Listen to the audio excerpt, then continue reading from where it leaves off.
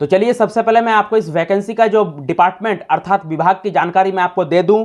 तो याद रखिए कि ये जो वैकेंसी है वो आपका Bihar state electronics development corporation limited अर्थात हिंदी में जिसको बिहार राज्य इलेक्ट्रॉनिक्स विकास निगम लिमिटेड अर्थात बेल्ट्रॉन कहते हैं, उसकी तरफ से यह वैकेंसी आपका निकल के आई है। प्रोग्रामर के पोस्ट पर आपका वैकेंसी रहने वाला है।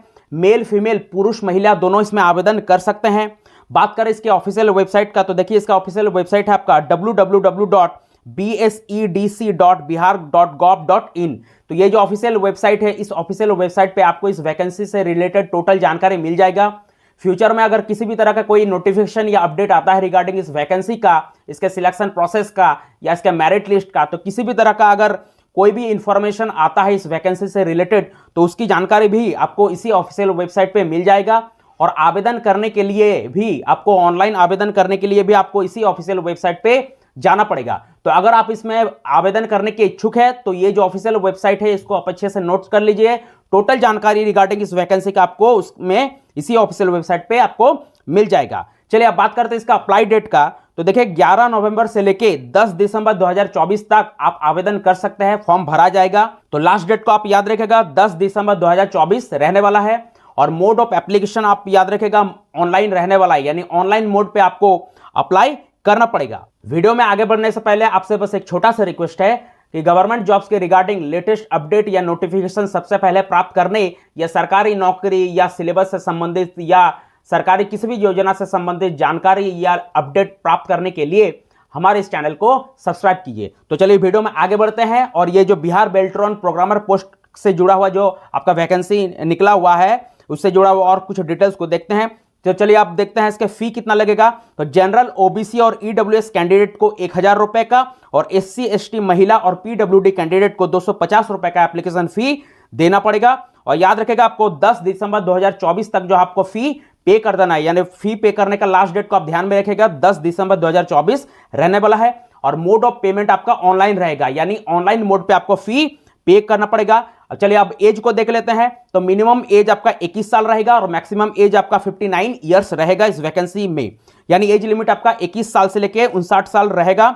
और एज का जो कैलकुलेशन होगा वो याद रखेगा आपका 1 अगस्त 2024 के अनुसार किया जाएगा, यानी 1 अगस्त 2024 के अनुसार मिनिमम एज 21 साल और मैक्सिमम एज 59 ईयर्स का कैलकुलेशन किया जाएगा। याद रखिएगा अगर 1 अगस्त 2024 तक आवेदक का मिनिमम एज 21 साल अगर कंप्लीट नहीं हो रहा है, 21 साल से थोड़ा सा भी अगर कम एज हो जा रहा है तो वह इस वैकेंसी में आवेदन नहीं कर सकता है। तो सबसे इंपॉर्टेंट चीज है 1 अगस्त 2024 के अनुसार एज को कैलकुलेट किया जाएगा। साथ ही साथ मैं आपको जानकारी देना चाहता हूं कि इस वैकेंसी के अंतर्गत एज रिलैक्सेशन अर्थात अधिकतम उम्र में छूट भी दिया जाएगा। तो एससी एसटी कैंडिडेट को 5 साल का, ओबीसी कैंडिडेट को जो है 3 साल का और पीएच अर्थात फिजिकली हैंडिकैप्ड कैंडिडेट के लिए जो है 10 साल का अधिकतम उम्र में छूट अर्थात एज रिलैक्सेशन इस वैकेंसी में मिलने वाला है। ठीक है, चलिए बढ़ते हैं आगे और सिलेक्शन प्रोसेस को देखते हैं अर्थात चयन प्रक्रिया का। तो याद रखिएगा इसमें आपका टोटल 3 स्टेज रहेगा। पहला स्टेज आपका रहेगा रिटेन एग्जाम रहेगा, दूसरा स्टेज आपका डॉक्यूमेंट्स वेरिफिकेशन रहेगा और तीसरा स्टेज आपका जो है मेडिकल टेस्ट होगा। ठीक है, बात करें अगर इसके रिटेन एग्जाम का तो देखिए इसका रिटेन एग्जाम आपका सीबीटी अर्थात कंप्यूटर बेस्ड टेस्ट रहेगा। 100 मार्क्स का आपका जो है रिटेन एग्जाम लिखित परीक्षा होगा। इसमें सारे क्वेश्चंस आपके एमसीक्यू अर्थात मल्टीपल चॉइस क्वेश्चंस आपके रहने वाले हैं, जिसमें 4 ऑप्शन रहेगा और 4 ऑप्शन में आपको किसी एक ऑप्शन में टिक करना पड़ेगा। और सबसे अच्छी बात है इस वैकेंसी में कि इसके रिटन एग्जाम में कोई भी नेगेटिव मार्किंग नहीं रहने वाला है, यानी आप जो है फ्रीली जो है कोई भी आंसर को जो है कोई भी क्वेश्चन को अटेम्प्ट कर सकते हैं। आपका मार्क्स कटने का कोई डर नहीं रहने वाला, यानी नेगेटिव मार्किंग इस लिखित परीक्षा में नहीं रहने वाले हैं। ठीक है, फिर जैसा ही आप रिटन एग्जाम को क्लियर कीजिएगा फिर आपका जो है डॉक्यूमेंट्स वेरिफिकेशन के लिए कैंडिडेट को बुलाया जाएगा। डॉक्यूमेंट्स वेरिफिकेशन में आपकी जितने भी सर्टिफिकेट होंगे, आपके जितने भी डॉक्यूमेंट्स होंगे, इंक्लूडिंग आपके जाति आवासीय आय या आपके जो एकेडमिक क्वालिफिकेशन हो गया है ना, वो सारे डॉक्यूमेंट्स वो सारे सर्टिफिकेट आपके जो है चेक किए जाएंगे, आपका सत्यापित किया जाएगा और देखा जाएगा कि डॉक्यूमेंट्स में किसी भी तरह का कोई त्रुटि या गलतियां तो नहीं है। तो याद रखेगा अगर आप फॉर्म भरिएगा तो वो आप जो है सारे डिटेल्स जो है ठीक तरह से जो आपके जो सर्टिफिकेट में मेंशन है उसी के अकॉर्डिंग आप अपने सारी जानकारी को फिलअप कीजिएगा। फॉर्म भरते वक्त किसी भी तरह का जो है किसी भी मिस्टेक नहीं कीजिएगा, क्योंकि डॉक्यूमेंट्स वेरिफिकेशन के बाद जो है आपको दिक्कत हो सकता है। ठीक है, ये डॉक्यूमेंट्स वेरिफिकेशन होने के बाद जब डॉक्यूमेंट सभी सही पाया जाएगा, कैंडिडेट का डॉक्यूमेंट्स में किसी भी तरह का कोई त्रुटि नहीं होगा, गलती नहीं होगा, फिर उन सभी कैंडिडेट को मेडिकल टेस्ट के लिए बुलाया जाएगा। फिर मेडिकल टेस्ट जैसा ही कंप्लीट हो जाएगा तो फिर जो है फाइनल मेरिट लिस्ट जो याद रखेगा, मैंने जो आपको वो ऑफिशियल वेबसाइट बताया था, उसी ऑफिशियल वेबसाइट पे फाइनल मेरिट लिस्ट जो है वो याद रखेगा आपका अपलोड कर दिया जाएगा। वहां पे जाके आप वहीं ऑफिशियल वेबसाइट पे जाके आप फाइनल मेरिट लिस्ट में जिन जिन स्टूडेंट का, जिन जिन कैंडिडेट का नाम आएगा उनका ही जो है याद रखेगा आपका बिहार बेल्ट्रॉन में प्रोग्रामर पद पे आपका सिलेक्शन किया जाएगा। क्लियर है?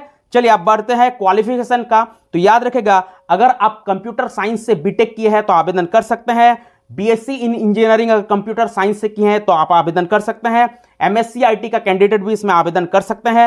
इसके अलावा एमसीए अगर कोई किया है तो वो भी इसमें आवेदन कर सकता है, और बैचलर इन इंजीनियरिंग अगर कंप्यूटर साइंस से किया है तो वो भी इसमें आवेदन कर सकता है। क्लियर है? जॉब लोकेशन का बात करें तो देखिए याद रखिए, चूंकि ये आपका Bihar state electronics development corporation limited अर्थात बिहार सरकार की ओर से निकला है, तो जॉब लोकेशन आपका बिहार रहेगा। क्लियर हो गया?